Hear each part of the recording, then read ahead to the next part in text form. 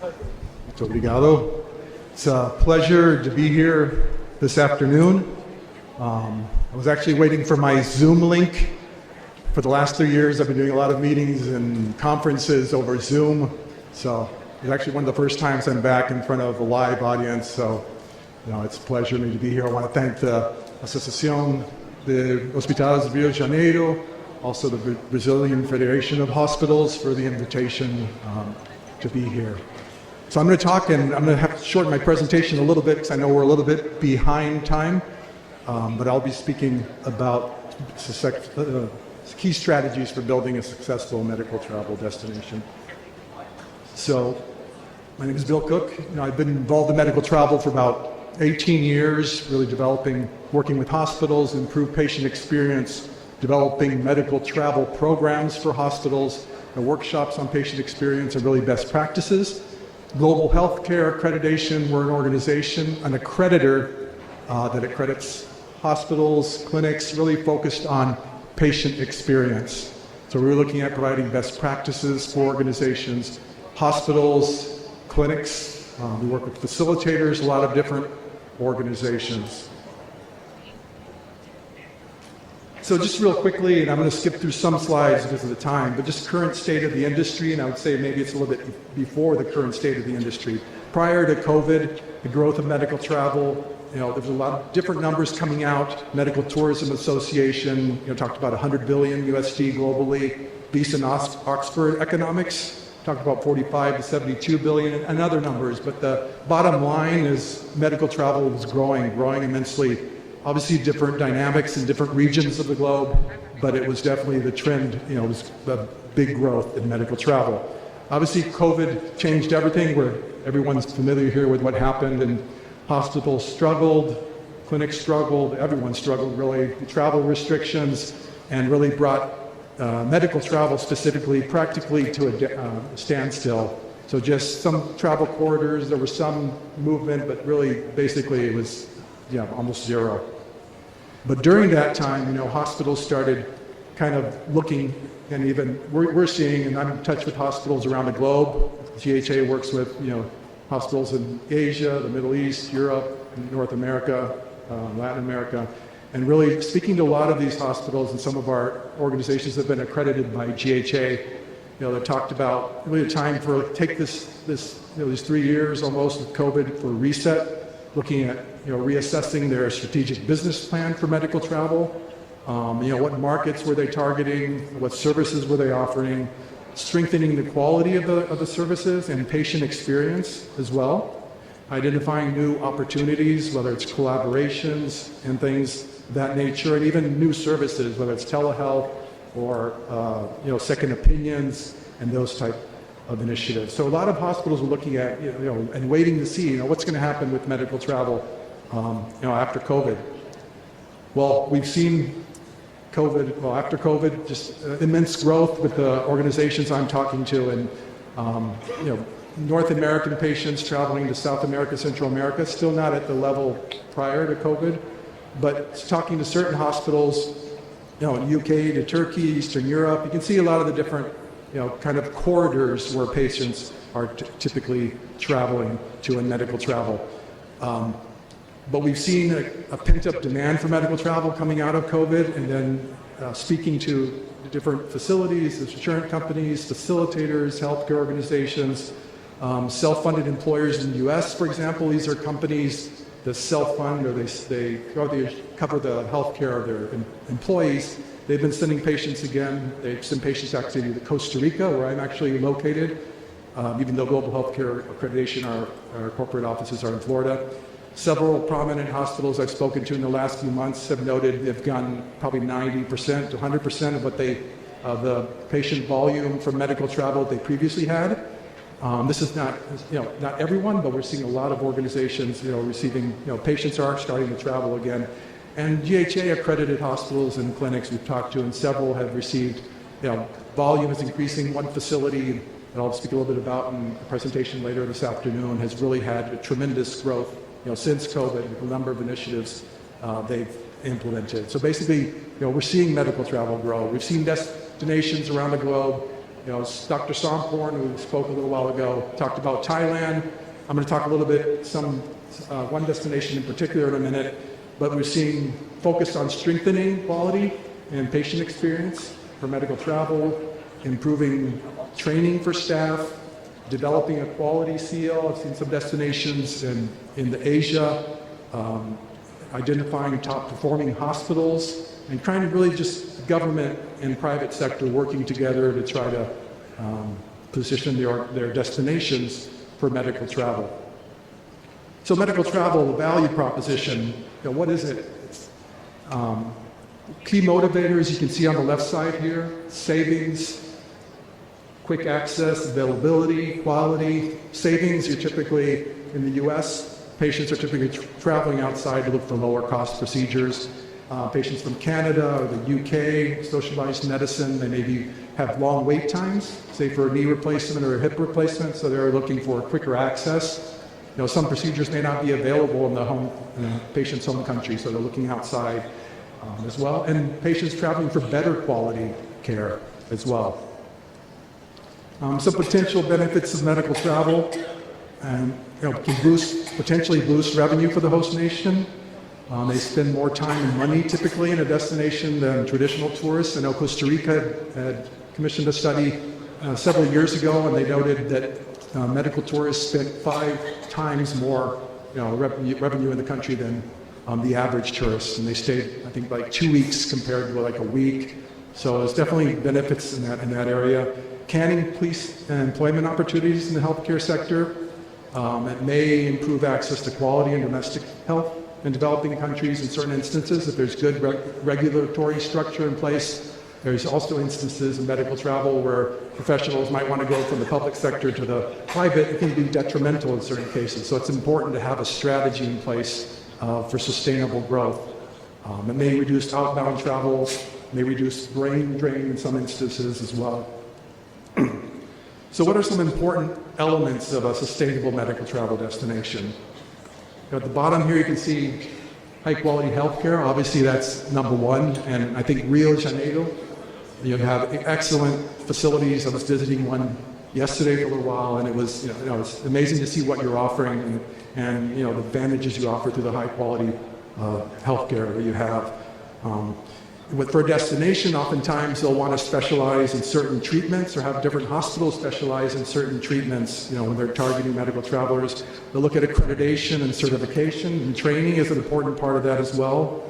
Strong patient experience is critical, we've seen, and that's something I'm going to focus on, probably the main point here during my presentation, and some best practices as far as the patient experience, which creates positive reputation, reviews, hospitality and wellness side as well. Medical travel patients aren't just coming for the healthcare. I mean, that's their main purpose, but they might have companions or others that are coming and may engage in some tourism opportunities as well. In Costa Rica, where I live, typically a medical tourist will come, and they'll have their family members go to a volcano or go to the beach or things like that. So it's important, to also consider the hospitality and wellness. And it's great to see this morning earlier with the Ministry of Health, the Ministry of Tourism, supporting these initiatives here. When I mentioned government support, and we're going to talk a little bit about that as well. And there's some examples I'm going to provide in a minute that the government can do.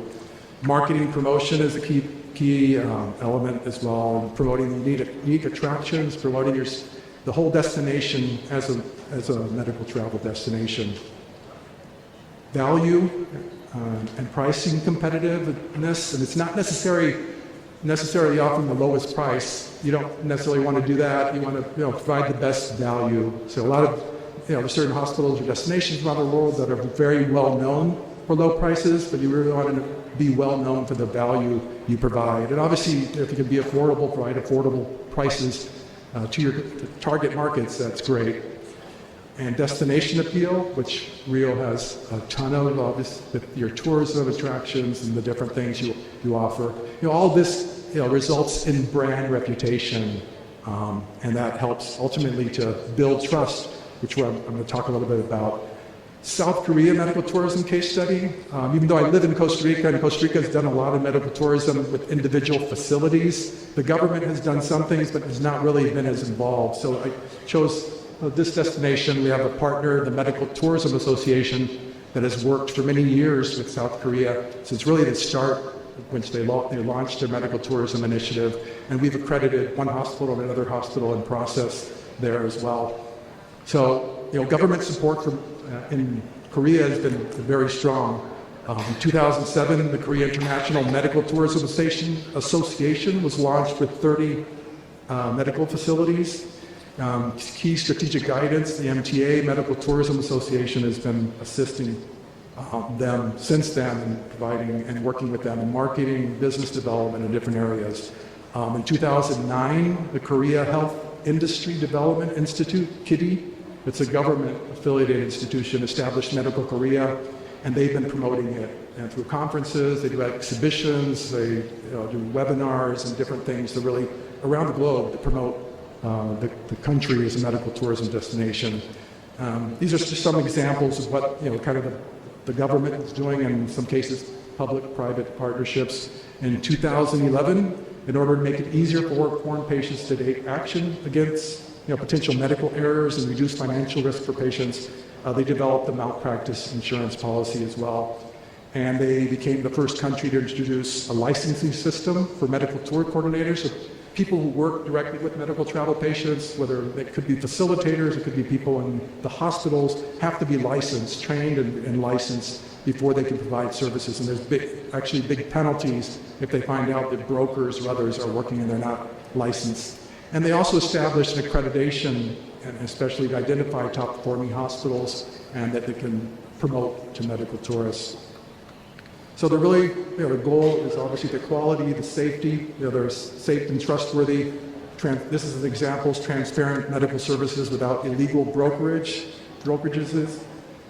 So they provide, the government actually imposes prison sentences if they find out that are brokers that are not licensed are promoting medical tourism. So that's kind of the links the government is going to ensure quality, quality is being provided. Some of the prices in South Korea compared in this case to the USA, which has some of the highest. You'll see South Korea has much lower pricing, but it's not. There's other destinations around the globe that have lower than Korea, but they've really focused on providing value. Annual increase in patients, you'll see from 2009 to 2019, before the pandemic. They've had steady growth through working together. Again, the government, the private sector, the hospitals, some of the countries they're receiving patients from. You can see that here as well. Obviously, the pandemic stopped a lot of that, but they're, again, working very hard. They're actually, the future goals is to reach 700,000 medical tourists by 2027. And they have another number of different strategies that they've implemented that I won't go into right now in detail, but I'm sure my presentation will be available later if you need to go look. Why has Korea become such a giant, really, in medical tourism? They're a small country, but why have they done so well overall? They've had challenges. Everything's not gone perfectly. Obviously, the pandemic was a challenge for everyone. But the vision and strategy, since 2007, they've really developed a plan, the government, working with the hospitals, working with the tourism sector, and they've really kept going with that strategy, maintained that strategy. You may have to make some adjustments here and there, big adjustments when COVID hit, but that's a key part of that. They've been focused on high quality healthcare services and patient experience as well, so that with the different certifications, accreditations, ensuring there's no illegal brokerage for facilitators providing services. That's been helping with that focus. And B2B, B2C, B2G collaborations, working with governments, working with companies, facilitators to promote their destination. Other destination initiatives as well. You can see here tax incentives for improving healthcare infrastructure. There's a 10%, if 10% of patients are medical travelers. This is in Malaysia, so they have a regulation in terms of facilities want to improve their infrastructure. If they're receiving a certain number of medical travel patients, they get tax incentives. I got short time. So yeah, I want to get to one of the major challenges in medical travel, and it's trust. So, and one of the ways that we help global healthcare accreditation is help build trust in different areas, and patient experience is one of the key areas. Here you'll see some of the research that's come out, this is U.S., but there's less trust in a lot of times in healthcare and healthcare providers than there used to be, and especially after COVID. And patients seeking to travel to another country, they may not know the culture, the language, they don't understand the healthcare system. It's you really have to build that trust. So there's negative media coverage in different countries around the globe. Here it mentions one in Mexico and Turkey. It's had some issues, even in the U.S. So that all obviously comes up into the mind of medical travel patients. Can I trust this destination? Can I trust this hospital, this clinic to provide high quality services? Medical travelers, they have unique challenges, risks and vulnerabilities, and that's what we as a accrediting organization try to mitigate through our standards. They lack access to accurate and transparent information many times. They must travel long distances to access medical care, and that can require whether it's being aware of their condition, there's potential DVT and different things that can be involved. May be more vulnerable to infectious diseases, not familiar with the country and customs a lot of times. So how are you addressing that with the information you provide in advance? Potential language and cultural barriers, may not be aware of their legal rights.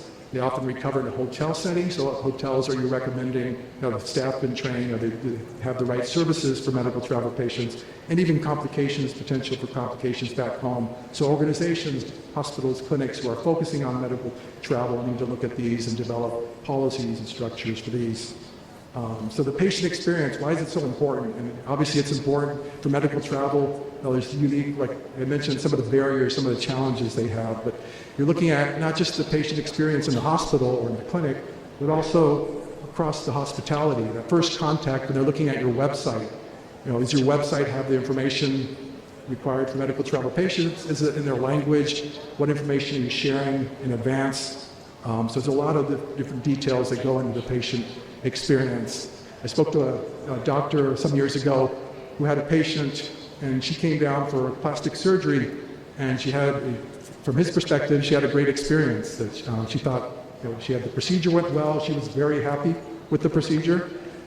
He always sent a satisfaction form when she left, and he sent that to her. He got the satisfaction form rated from 1 to 5, with 5 being the most excellent. She rated a 3. So he was very puzzled. Why did she give me a 3? I thought everything went well. She was very happy with the services I provided.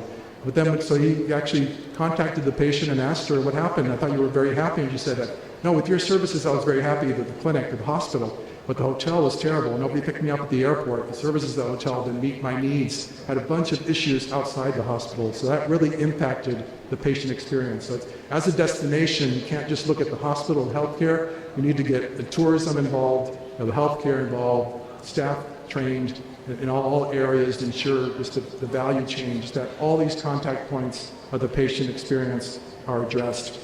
And this is a diagram here that kind of shows what we call the medical travel care continuum. It's a little bit blurry, I apologize.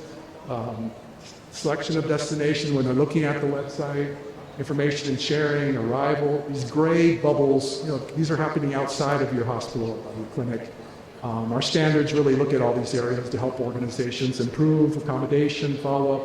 So you really have to have a strategy, as a hospital, if you're a clinic, and policies in place to improve that, to be able to mitigate risks in those areas.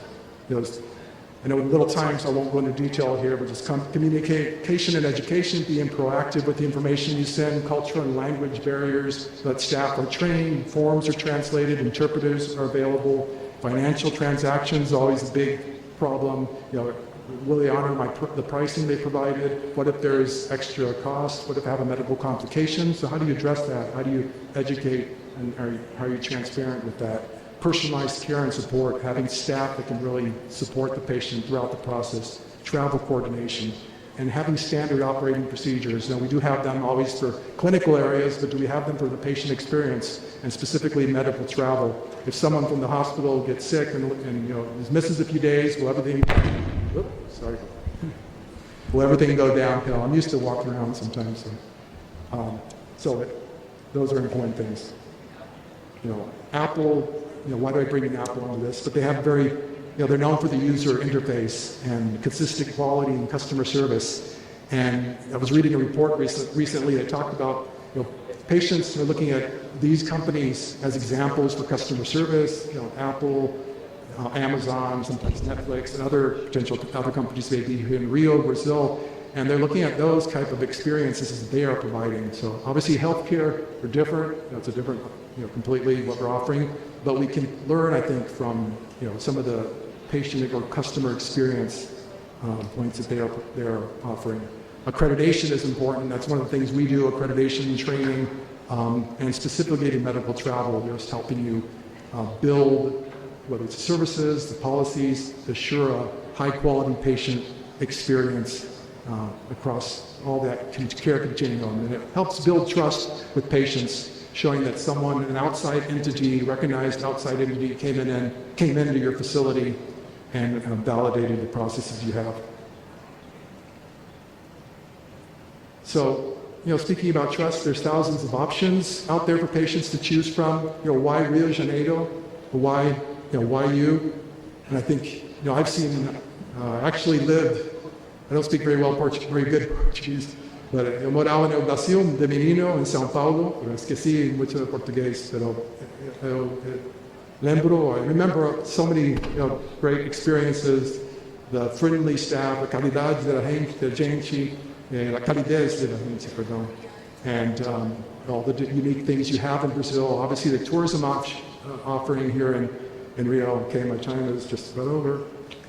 And so I think just to leave you with this, some potential activities to consider. Every destination is different. South Korea is different from Costa Rica. Thailand is different from South Korea or the Middle East. But look at developing a long-term strategic plan for growing medical tourism in Rio de Janeiro. Looking at collaboration between the government and private sectors. And again, it was great to see the Ministry of Tourism, Ministry of Health here represented.